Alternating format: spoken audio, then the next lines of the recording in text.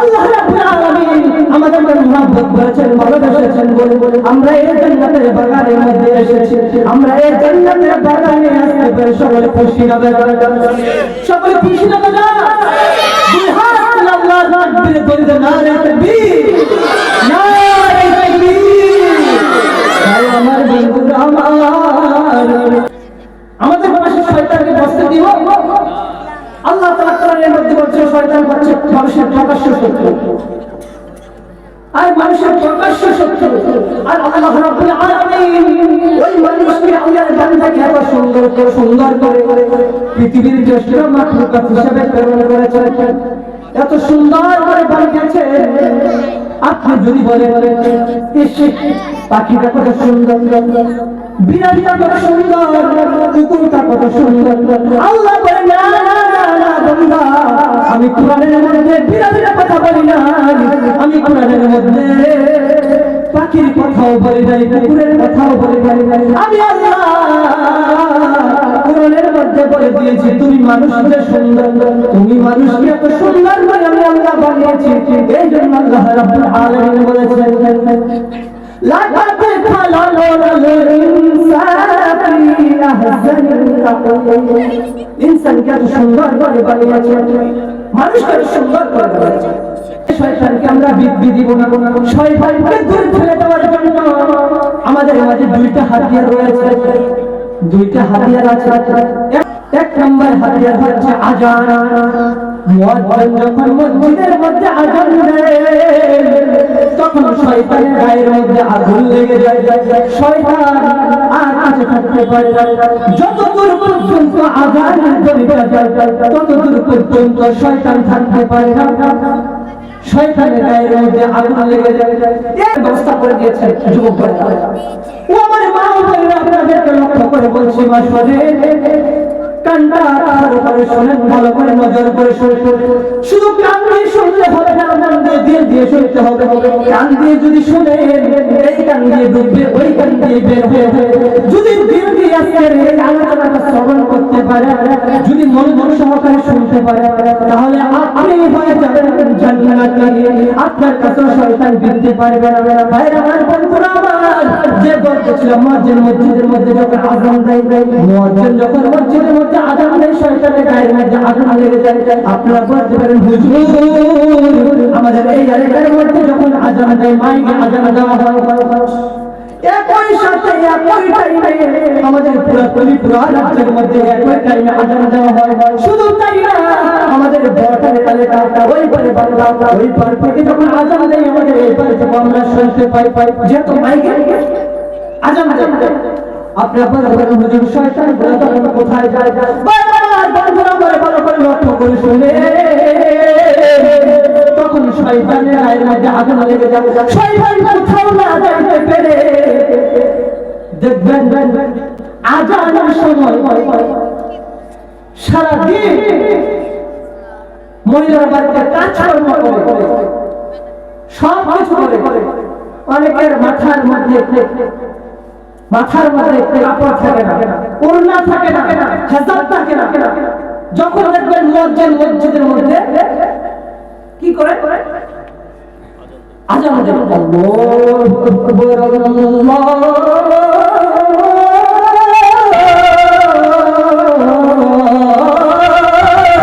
আল্লাহু আকবার, আল্লাহু আকবার। আমি কথা বলছি, আমার সাথে জবাব দিতে হবে, উত্তর দিতে হবে। আমি সুবহানাল্লাহ বলবো, আপনারা চুপচাপ বসে থাকবেন, এটা হবে না। আমি হচ্ছে যুবক, যুবকের পেশা থেকে অন্যরকম। এই যুবকেরা 1947 সালে ভারত যখন স্বাধীন হলো, ব্রিটিশদেরকে তাড়িয়েছে আমাদের ভারতবর্ষে এই যুবকেরা 20 থেকে 30 বছরের যুবকেরা বেশি ছিল। সেই ভারত ছাড় আন্দোলন বলে যত আন্দোলন বলে এই যুবকেরা বেশি ছিল। আমাদের ভারতবর্ষের কোনো অস্ত্র কোনো কিছু এত ছিল না। ব্রিটিশদের যে উন্নত মানের অস্ত্র ছিল কিন্তু এই যুবকেরা জঙ্গলের লাঠি দিয়ে এই ব্রিটিশদেরকে তাড়িয়েছে। 1947 সালে ভারত স্বাধীন হয়েছে। আমরা সেই যুবক, আমরা সেই ভারতবর্ষের নাগরিক হিসাবে আমাদের শরীরে সেই রক্ত রয়েছে। আমরা হুসাইনের সন্তান, আমরা খালিদ বিন ওয়ালিদের উত্তরসূরি। আমরা আপনাজি হবে কারা? আমরা এখানে বসে থাকবো, হুজুর সারাক্ষণ ধরে বক করে যাবে, আমরা এখানে বসে সুবহানাল্লাহ বলবো না, আলহামদুলিল্লাহ বলবো না, আল্লাহু আকবার বলবো না। তাহলে এতক্ষণ যে আমি ওয়াজের শুরুতে যে বললাম সুবহানাল্লাহ বলার ফায়দা কি, আলহামদুলিল্লাহ বলার ফায়দা কি, আল্লাহু আকবার বলার ফায়দা কি?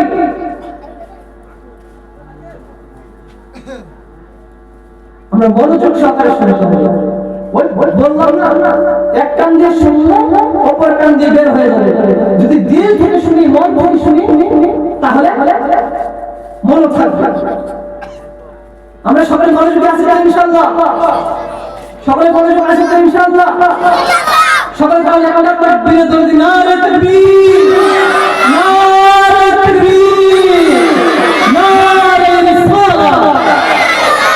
ভাই আমার বন্ধুরা, আমি বলতেছিলাম কোনটা আপনাদের মনে আছে, আপনাদের মনে আছে কিনা জানি না। বলতেছিলাম আমাদের যখন আযান দেয়, শয়তান আর কোথাও না যাইতে পারে, মহিলাদের চুলের মধ্যে গিয়ে বসে যায়, মহিলাদের চুলের মধ্যে গিয়ে বসে যায়। এই জন্য দেখবেন আমাদের মা বোনেরা যখন আযান দেয়, তখন সাথে সাথে আমাদের পর্দার মা বোনেরা দেখবেন মাথার মধ্যে কাপড়টা দিয়ে দেয়। 2 নম্বর আলেম ওলামারা বলেছেন, 2 নম্বর শয়তান কোথায় যায়? 2 নম্বরে দেখবেন মুয়াজ্জিন যখন মসজিদের মধ্যে আযানের ধ্বনি দেয়, তখন শয়তানের আগুন লেগে যায়। মহিলাদের মাথার মধ্যে আর বসতে পারে না, মহিলারা মাথার মধ্যে কাপড়টা দিয়ে দেওয়ার কারণে তখন শয়তান আর কোথাও না যাইতে পারে, তখন শয়তান কুকুরের লেজের মধ্যে গিয়ে বসে কোথায়? কুকুরের লেজে। এই জন্য দেখবে আযানের সময় কুকুর চিল্লামিল্লা করে, ঠিক কি না? আপনারা দেখেন না? দেখবেন, একটু খেয়াল করে দেখবেন, আযান যখন দেয়, আযানের ধ্বনি শুনলে কুকুর চিল্লামিল্লা করে, মহিলারা মাথার মধ্যে কাপড়টা দিয়ে দেয়। কারণ একটাই, আল্লাহ রাব্বুল আলামিন ওই মহিলার মাথার মধ্যে কাপড়ের ভেলপাটা, ওড়নাটা এই জন্য দিয়ে দেয় যাতে শয়তান উনার মাথার মধ্যে না বসে। দেখবেন কিছু কিছু মহিলারা মাথার মধ্যে ঘোমটাও দেবে না, কাপড় দেবে না, তারা হচ্ছে ইনসান শয়তান। মানে শয়তানের ওয়াসওয়াসা পেতে পেতে এতটাই ওয়াসওয়াসা পেয়েছে, এখন নিজেরাই শয়তান। আমার বড়দের মা বোনেরা, আপনারা রাগ করবেন না, বুঝার জন্য বলছি। ভাই আমার বন্ধুরা, আমরা 1 নম্বর হাতিয়ার কি বললাম? শয়তানকে দূরে ফেলার জন্য।